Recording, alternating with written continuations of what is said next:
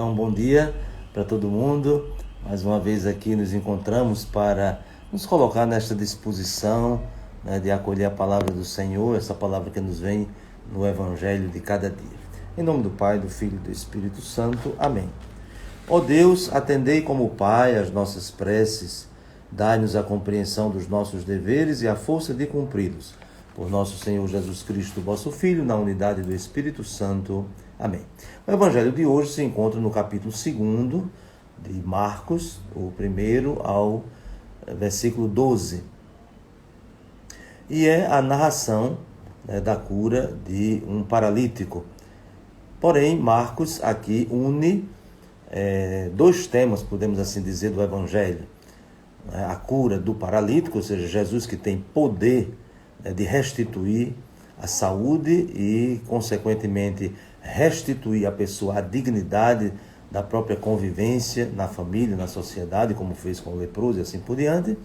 Mas também um outro tema muito importante que diz respeito à missão de Jesus, que é Jesus como aquele que pode perdoar os pecados.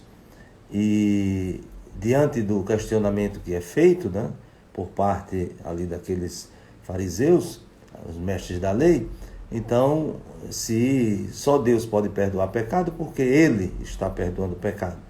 Então, consequentemente, será a afirmação que Jesus perdoa pecados, porque Jesus é Deus, o Deus que se fez homem.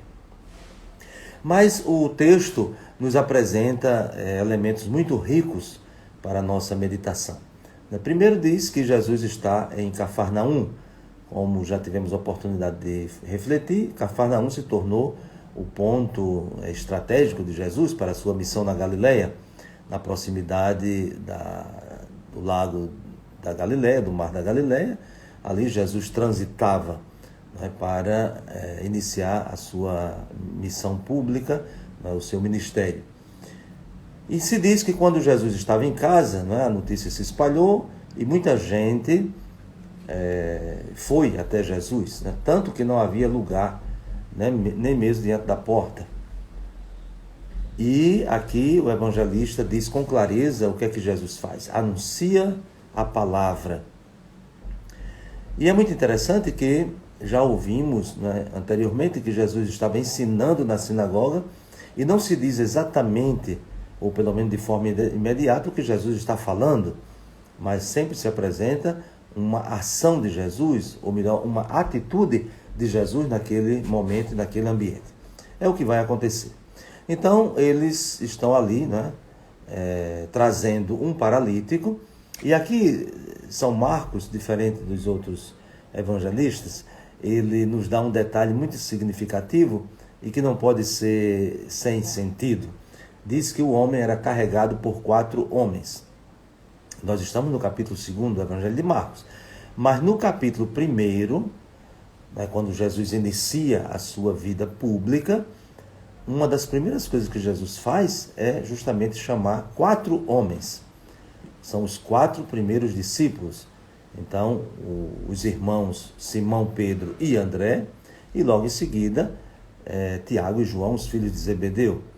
Então, quando Jesus chama esses 4 primeiros discípulos, que eram pescadores, Jesus diz a eles que fará deles pescadores de homens. Então, eles que eram pescadores de peixe, agora serão pescadores de homens. E como nós estamos vendo, e já dissemos algumas vezes, o Evangelho, ele apresenta de forma muito concreta aquelas 4 afirmações que Jesus fez logo no início, no capítulo 1, quando ele dizia: o tempo se completou, o reino de Deus está próximo, convertei-vos e crede no Evangelho. E um dos aspectos da chegada do reino era justamente aquilo que o profeta Jeremias dizia, que Deus iria enviar pescadores para juntar o seu povo disperso. Então, agora nós vemos se realizar isso, o que Jesus disse: o tempo se cumpriu, o reino de Deus está próximo. Então, está já acontecendo esta pesca. E a gente poderia, sem forçar de forma nenhuma, não é uma questão de fantasia, mas da própria expressão do evangelista, diz que o homem era carregado por 4 homens, ou seja, por esses 4 que foram chamados por Jesus, por esses pescadores que agora não estão mais pescando para a morte, porque pescar peixe é pescar para a morte, né? Quando se tira o peixe da água, então a consequência é morrer. Enquanto que agora eles eram pescadores de seres humanos, de seres vivos, ou seja, seres para a vida. E quem é que dá a vida? Jesus. Então eles pescam, né, este homem, né? É interessante que eles trazem esse homem. Como é que eles trazem esse homem? E como é que fazem esse homem descer? Né? Porque diz que fizeram uma abertura e desceram a cama em que o paralítico estava deitado. Né? Dá até a impressão, né, de que essa cama era uma verdadeira rede. Né? Porque como é que eles iam descer a cama se não tivesse todo o modo, né, de fazer com que esse paralítico descesse, né? Então, para chegar até Jesus, amarraram cordas, né, tiveram algum artifício que lembra justamente a rede de pesca, né? Então não foi só uma maca, não foi só uma cama, mas ali o homem se tornou verdadeiramente um peixe, né, pescado por esses 4 pescadores, agora pescado para a vida, por isso que é conduzido até Jesus. E aqui um outro aspecto importante no versículo 5, quando diz, quando viu a fé daqueles homens. Né? Então, Jesus viu a fé daqueles homens. Né? É uma expressão muito densa, porque cria uma certa confusão, se formos considerar a lógica. Né? Ninguém vê a fé. Né? Mas Jesus viu a fé. A fé é algo invisível. Mas Jesus viu a expressão da fé. Como o amor precisa ter expressão, né? A gente não vê o amor, né? Nem como sentimento, nem como essa percepção mais interna, mas a gente vê expressões do amor.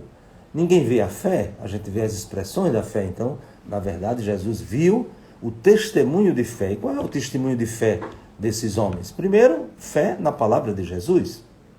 Farei de vós pescadores de homens. E essa fé vira obediência. Então, eles foram chamados por Jesus, receberam a missão, né, de se tornarem pescadores de homens, acreditaram nisso e obedeceram. Portanto, eles trazem já o fruto da pesca. Né? Então, isso fica muito claro, né, no modo de relatar de São Marcos. De fato, os 4 primeiros pescadores pescados por Jesus, em primeiro lugar, se tornaram pescadores para Jesus. E por isso, Jesus vê que eles têm fé, ou seja, que têm adesão a Ele, que são obedientes a Ele. E, portanto, vendo a fé daqueles homens, Jesus disse ao paralítico, filho, os teus pecados estão perdoados. Vejam que também sai da lógica. Eles trouxeram o paralítico para quê? Para ser curado. Isto é, para recuperar a saúde. E recebe o perdão. Então, foge um pouco dessa lógica, né? Mas, na verdade, como dizíamos, São Marcos uniu aqui 2 temas, né? A narração de um milagre, para dizer que Jesus tem poder, né, de reconduzir a vida, né, de reabilitar a pessoa, e tem também o tema do perdão dos pecados, que vai gerar uma polêmica, né, porque aí a gente já vai começar, né, uma outra dinâmica do evangelista. Até agora ele apresenta os milagres de Jesus, e agora começam as controvérsias, né? As reações em oposição àquilo que Jesus ensina e àquilo que Jesus faz. Portanto, Jesus diz, teus pecados estão perdoados.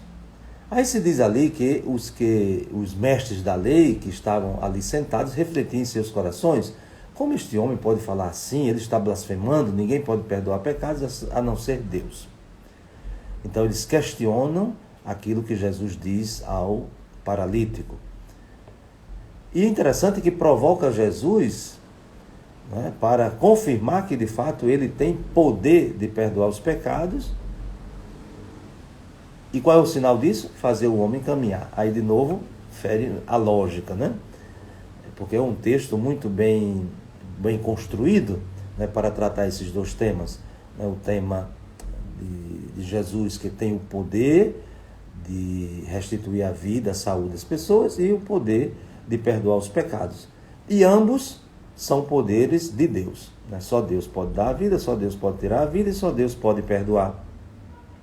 E aí, diante dessa provocação, Jesus agora né, conclui, né, toda a sua ação, todo o seu ensinamento, aquilo que foi dito antes, né, o anúncio da palavra. Então aqui nós temos até nós poderíamos dizer assim, uma estrutura sacramental, né? A palavra e o gesto. Então Jesus faz, né, o paralítico caminhar, né? É o gesto de Jesus, né? Porque ele cura o paralítico, e a palavra de Jesus, que é o perdão dos pecados. E é muito significativo que se diz aqui que o paralítico, ele imediatamente fez aquilo que Jesus mandou, ou seja, ele foi obediente. Então ele foi obediente como os 4 pescadores, né? Os 4 discípulos. Então, todo esse texto, né, além de tantas outras coisas importantes e profundas, nós vemos aqui o ensinamento, né, como diz Jesus ensina, o ensinamento sobre a fé, que se expressa na obediência, né? Tanto os 4 obedeceram quando Jesus disse: farei de vós pescadores de homens, então vão pescar. E essa obediência faz com que se caminhe. É interessante que o caminho na Bíblia é uma metáfora para falar da vida. Então, se o pecado conduz à morte, o perdão conduz à vida. Então, se o pecado nos paralisa, né, porque impede de caminhar, né, ou seja, de viver de forma mais plena, o perdão nos reabilita a esse caminho. Então, são ensinamentos, né? Por isso que o evangelista faz questão que Jesus anunciava-lhes a palavra, e a palavra não é algo teórico, né? A palavra se concretiza porque a palavra é o próprio Senhor. Então, a conclusão do Evangelho é também muito significativa, que diz que todos ficavam admirados e louvavam a Deus, e diziam: nunca vimos uma coisa assim. Quando Jesus estava na sinagoga, no texto anterior, o povo também ficava admirado, mas ele ensina como quem tem autoridade, não como os nossos mestres da lei. Então, é muito rico, né, esse texto do Evangelho de Marcos, né, evidentemente como os outros, mas pela sua didática, né, pelo seu modo de apresentar, que de fato, aquilo que ele disse no início do seu Evangelho, capítulo 1, versículo 1, Evangelho de Jesus Cristo, o Filho de Deus. Então, de fato, Jesus é o Cristo, o Messias, Jesus é o Filho de Deus. E aqui estão as provas disso. Por isso que dizem: mas como é que ele pode dizer que teus pecados estão perdoados? Só Deus pode perdoar pecado. Então, Jesus confirma, de fato, ele é o Filho de Deus. Então, que desça sobre vós a bênção de Deus Todo-Poderoso, Pai, Filho e Espírito Santo. Amém. Um bom dia para todos e até amanhã, se Deus quiser.